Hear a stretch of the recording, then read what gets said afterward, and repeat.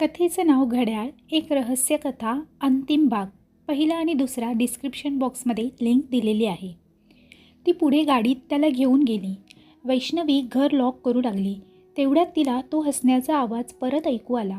पण यावेळेस तिला तो आवाज आणखीन भयानक वाटत होता.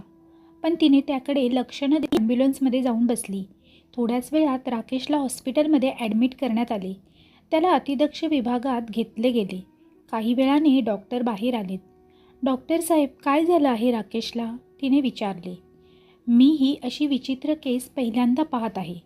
म्हणजे म्हणजे तुमच्या पतीवर जे वार झाले आहेत ना, ते ना कुठल्या माणसाचे आहेत, ना कुठल्या प्राण्याचे आहेत आणि ना कुठल्या हत्याराचे आहेत. तरी हे वार खूप खतरनाक आहेत आणि त्यामुळेच त्यांची अवस्था खूप वाईट झाली आहे आणि ते कोम्यात आहेत आणि त्यांच्या वाचण्याचे चान्सेस कमी आहेत. काय डॉक्टर? तिने विचारले. हो, त्यांच्या वाचण्याची शक्यता कमी आहे. एवढे बोलून डॉक्टर निघून गेले.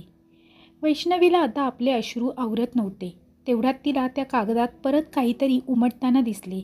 तिने तो कागद हातात घेऊन ती वाचू लागली. तुला जर राकेशला वाचवायचे असेल तर त्यासाठी तुला इथून 10 किलोमीटर अंतरावर असणाऱ्या एका टेकडीवर जावे लागेल. ती टेकडी काळभैरव या नावाने ओळखली जाते. तिथे तुला पूर्णवर एक गुहा दिसेल आणि त्या गुहेत एक योगी राहतात आणि तुझ्या सर्व प्रश्नांची उत्तरे तुला त्यांच्याकडूनच मिळतील. वैष्णवीने ठरवले की आता आपल्याला त्या योगीकडे लगेच निघावे लागेल. म्हणून ती बाहेर आली. तिने त्या कागदाकडे पाहिले आणि आता परत त्या कागदावर काहीतरी शब्द उमटू लागले. तुला बाबांचे पत्र आठवते का? तर आज त्या गोष्टीला 1 वर्ष पूर्ण झाले आहे आणि मला इतक्या दिवस तुझ्याचसारख्या कोणाला तरी मार्ग दाखवायचा होता आणि आता मी तुला दाखवला आहे आणि आता माझा अंतकाळ जवळ आला आहे. आता मी मुक्त होणार आहे आणि आता यापुढची लढाई तुला एकटीला लढावी लागेल. आता 2:09 झाली आहेत. म्हणजेच आता माझी मुक्त होण्याची वेळ झाली आहे. पण एक लक्षात ठेव, कोणत्याही शक्तीसमोर प्रेमाची ताकद जास्त असते. आणि एकदम तो कागद जळू लागला आणि त्या कागदातून एक छोटी आणि निरागस मुलगी बाहेर पडली आणि तिने तिला जाताना बाय केले. वैष्णवीनेही तिला बाय केले. आता तिचे लक्ष होते फक्त काळभैरव टेकडी. तिने पटकन एक कॅब बुक केली आणि थोड्याच वेळात कॅब आली. ती पटकन त्यात बसली. ती थोड्याच वेळात तेथे पोचली. ती त्या टेकडीच्या माथ्यावर पोचली. तिथे तिला एक गुहा दिसली. ती त्या गुहेच्या आत गेली. ये बाळ, मी तुझीच वाट पाहत होतो. म्हणजे? तिने विचारले. मला तुझ्याविषयी सगळं ज्ञात आहे. तुला तुझ्या नवऱ्याचे प्राण वाचवायचे आहे ना? त्यासाठी तुला एक अवघड परीक्षा द्यावी लागेल. मी राकेशसाठी काहीही करेन, ती म्हणाली. ठीक आहे, तुला एक गोष्ट आठवत असेलच ना? कोणती बाबा? तिने त्या बाबांना विचारले. तीच, ज्यात एक राक्षस असतो. त्याला कितीही मारले तरी तो मरत नाही. पण नंतर कळते की त्याचा जीव एका पोपटात आहे. हे कळल्यावर त्या पोपटाला मारले जाते आणि तो राक्षस देखील मरण पावतो. त्याचप्रमाणे त्या बाईचीही अवस्था तशीच आहे. तुला तिची कमजोरी, तिची ताकद कशामध्ये आहे तुला शोधावे लागेल आणि मगच तू तिला हरवू शकतेस. ठीक आहे बाबा, मी माझ्या राकेशला वाचवण्यासाठी त्या घरात परत जाण्यासाठी तयार आहे, वैष्णवी म्हणाली. एक गोष्ट लक्षात ठेव, ती तुला सहज हे सर्व करू देणार नाही. त्यामुळे जपून राहा आणि तुला तिची कमजोरी समजल्यावर तू त्याला दहन कर. हिंदू परंपरेने जोपर्यंत एखाद्याच्या शरीराला दहन दिले जात नाही तोपर्यंत त्याचे अस्तित्व टिकून राहते. उदाहरणार्थ, जेव्हा तू कागद जाळला गेला तेव्हा नीता मुक्त झाली. त्याप्रमाणे तुला सुनीताबरोबर सुद्धा करायचे आहे. त्या बाबांना नीता त्या कागदातून कशी मुक्त झाली हा तिला प्रश्न पडला. पण आता आपल्याला त्याचा फारसा विचार न करता त्या घरात जावे लागणार आहे. ठीक आहे बाबा, मी आता निघते. वैष्णवी त्या घराकडे निघाली. थोड्या वेळाने ती गेटच्या आवारात पोहोचली. आज तिला ते घर फार विचित्र वाटत होते. जणू काय ते संपूर्ण घर तिला खाण्यासाठी उठले होते.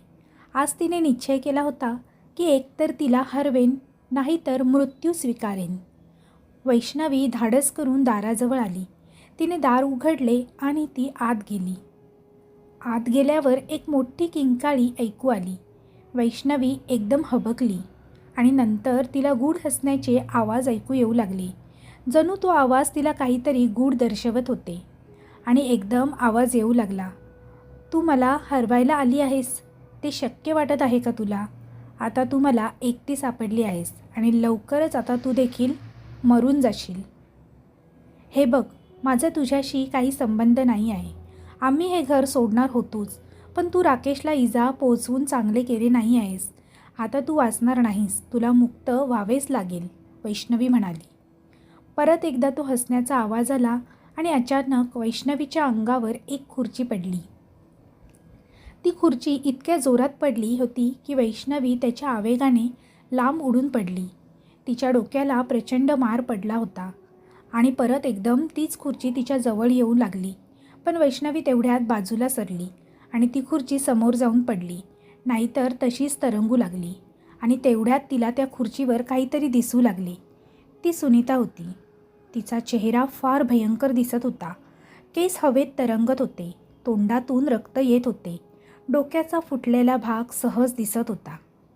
तिने वैष्णवीकडे पाहत गूढ हसू दिले. वैष्णवीला ती खूप विचित्र वाटत होती. आणि आता परत एकदा फार मोठा आवाज आला. वैष्णवीने तो आवाज ऐकून आपले कान बंद केले.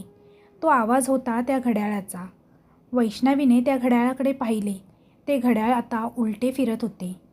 वैष्णवीला आता सुनीताचा आवाज येऊ लागला होता. आता तू फक्त 10 मिनटं जगणार आहेस. ही सुई परत 12वर आली की तुझा खेळ संपला.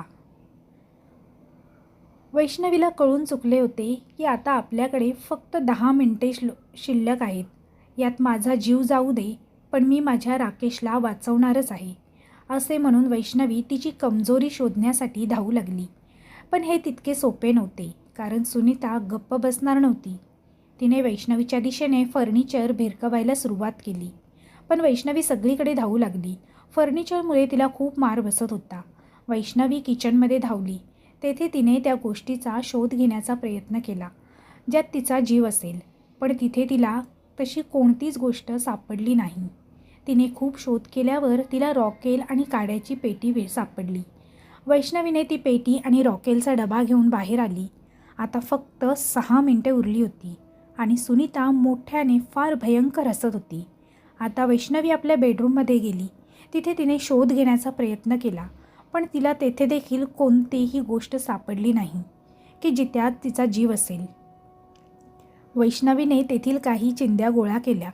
आता ती परत हॉलमध्ये धावली. सुनीता अजून देखील त्या खुर्चीवर बसून होती आणि वैष्णवीकडे पाहून हसत होती. एकदम त्या घड्याळाचा आवाज खूप होऊ लागला. आता तिच्याकडे 2 मिनिटे उरली होती. वैष्णवी खूप घाबरली, पण अचानक आपल्या हाती काही लागले आहे अशा प्रकारे वैष्णवी त्या रॉकेल, काडीपेटी आणि चिंध्या गोळा करू लागली. तिने त्या चिंध्या गोळा करून त्याची मशाल बनवली आणि त्यावर थोडे रॉकेल ओतून ते पेटवले आणि पळत पळत तिने उरलेले रॉकेल त्या घड्याळावर भिरकावले आणि त्याला पेटवण्यासाठी वैष्णवी धावली. पण एकदम ती लांब भिरकावली गेली. मी तुला हे करू देणार नाही. आता फक्त 1.5 मिनिटे आणि तुझा आणि तुझ्या नवऱ्याचा खेळ खतम, असे म्हणून सुनीता हसली आणि तेवढ्यात त्या मशालीवर पाणी पडले आणि ती मशाल विझली. आता वैष्णवीकडे रॉकेल शिल्लक नव्हते आणि काड्या देखील भिजल्या होत्या. वैष्णवीने चिंध्या आपल्या हाताला बांधल्या आणि बाजूला असणाऱ्या थोड्याशा आगीला लावण्याचा प्रयत्न केला. पण सुनीताने ती आग देखील विझवून टाकली. आता फक्त अर्धा मिनिटे उरली होती. वैष्णवीला वाटले की आता आपला काळ जवळ आला आहे. राकेशच्या आठवणीने तिच्या डोळ्यात पाणी आले. पण तितक्यात तिच्या हाताला ज्या चिंध्या बांधल्या होत्या त्यांनी अचानक पेट घेतला आणि तेवढ्यात वैष्णवी लगेच धावली. त्या घड्याळात आता 10 सेकंद उरली होती आणि वैष्णवीने ते घड्याळ जाळले. घड्याळ विझवायला सुनीता धावली, पण तितक्यात तिला कोणीतरी मागून अडवले. ते घड्याळ आता संपूर्ण जळले गेले होते. सुनीताने एक जोराची किंकाळी फोडली आणि ती मुक्त झाली. वैष्णवीने सुनीताला अडवणारे कोण आहे ते पाहिले तर तेच योगी बाबा होते, ज्यांनी तिला मार्ग दाखवला होता. वैष्णवीने त्यांचे आभार मानण्यासाठी ती त्यांच्याजवळ गेली तर तोच प्रॉपर्टी डीलर होता. तुम्ही? हो, मीच. माणसाला मृत्यू आला तरी तो मुक्त होतोच असे नाही. तुम्हाला फसवल्याचे पाप माझ्या माथी होते आणि तुला मदत केल्याशिवाय मला मुक्ती मिळणार नव्हती. म्हणून मीच तुला मदत केली आणि आता माझ्या देखील जाण्याची वेळ आली आहे. प्रॉपर्टी डीलर म्हणाला. खूप आभार तुमचे, वैष्णवी त्याला म्हणाली. आता या घरात तुम्ही राहू शकता. आणि त्या प्रॉपर्टी डीलरचा आत्मासुद्धा मुक्त झाला होता. वैष्णवीने थोडा वेळ आपले डोळे बंद केले आणि तेवढ्यात वैष्णवीचा फोन वाजला. वैष्णवीने तो फोन उचलला. तो फोन हॉस्पिटलमधून आला होता. वैष्णवीने फोन उचलला. हॅलो, आम्ही हॉस्पिटलमधून बोलत आहोत. तुमचे पती आता आउट ऑफ डेंजर आहेत. तुम्ही येऊन त्यांना भेटू शकता. वैष्णवीने डोळे बंद करून त्या डीलरचे आणि त्याच्या मुलीचे आभार मानले. समाप्त. तर आजची ही सुंदर कथा तुम्हाला कशी वाटली हे कमेंट बॉक्सद्वारे कमेंट करून नक्की कळवा. कथा आवडली असेल तर तुमच्या जास्तीत जास्त मित्रपरिवारासोबत शेअर करायला विसरू नका. कथालेखन चॅनल आवडत असेल तर चॅनेलला नक्की सबस्क्राईब करा. त्याचप्रमाणे बेल आयकॉनवर क्लिक करून ऑलवर सेट करा, म्हणजे तुम्हाला अशाच प्रकारच्या नवनवीन व्हिडिओचे नोटिफिकेशन लगेचच मिळतील. पुन्हा भेटूया अशीच एक नवीन कथा घेऊन. तोपर्यंत सर्वांना धन्यवाद. Bye bye. शुभरात्री.